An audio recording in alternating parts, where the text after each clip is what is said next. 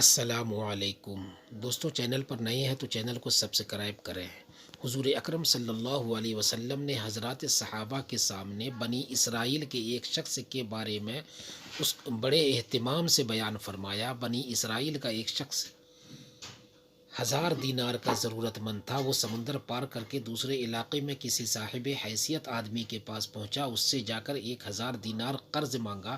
صاحب مال نے کہا کہ میں آپ کو پیسہ دے سکتا ہوں، لیکن گواہ کون ہے؟ آپ گواہ لائیے۔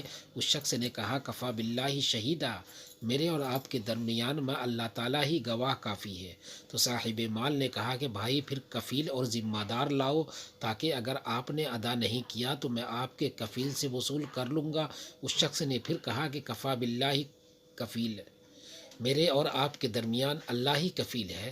صاحب مال نے کہا یہ بات تو سچ کہہ رہا ہے، لہٰذا ایک مدت معین کر کے 1000 دینار اس کے حوالے کر دیے کہ جب مدت پوری ہو جائے گی تو آپ ہمارا قرضہ ادا کر دیں گے۔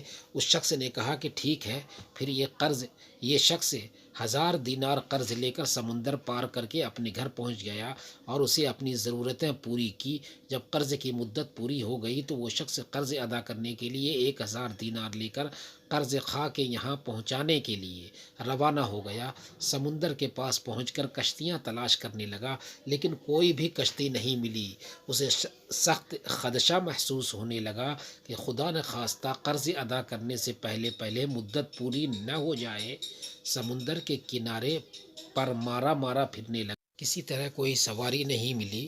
آخرکار مجبور ہو کر ایک لکڑی میں سوراخ کیا اور اس سوراخ کے اندر ایک مڑی میں سوراخ کیا اور 1000 دینار ایک پرچی رکھی۔ پرچی کے اندر اس نے لکھا اے سمندر، میرا قرضہ ادا کرنے میں تو ہی حائل ہو رہا ہے، لہٰذا میں اپنا قرضہ تیرے حوالے کرتا ہوں، اب تو ہی ذمہ دار ہے۔ چنانچہ لکڑی کے سوراخ میں یہ پرچی اور 1000 دینار رکھ کر سوراخ بند کر دیے۔ اس کے بعد اس لکڑی کو اس سمندر میں یہ کہہ کر بہا دیا کہ لے اب تو ہی ذمہ دار ہے، اور اللہ سے دعا کی ہے کہ اے اللہ، میرے قرضے کے ادا کرنے میں یہی سمندر حائل ہے، میں تجھے گواہ بناتا ہوں اور تو ہی گواہ ہے اور تو ہی کفیل ہے۔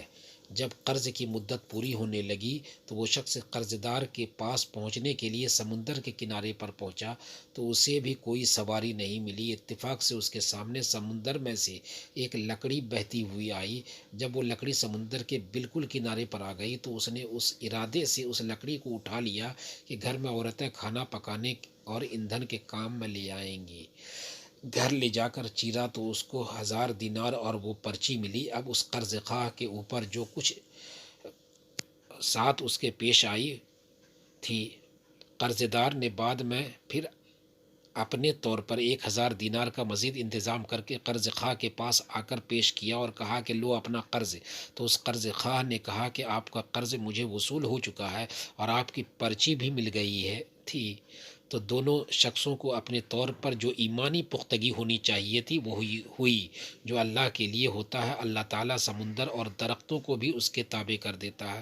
من کان للہ کان اللہ لہ، جو اللہ کے لیے ہو جاتا ہے اللہ اس کے لیے ہو جاتا ہے، اور اللہ بھی ایسے لوگوں سے حقیقی معنی میں محبت رکھتا ہے۔ اس کو اللہ تعالیٰ نے قرآن کریم میں بحکم اللہ سے ارشاد فرمایا ہے۔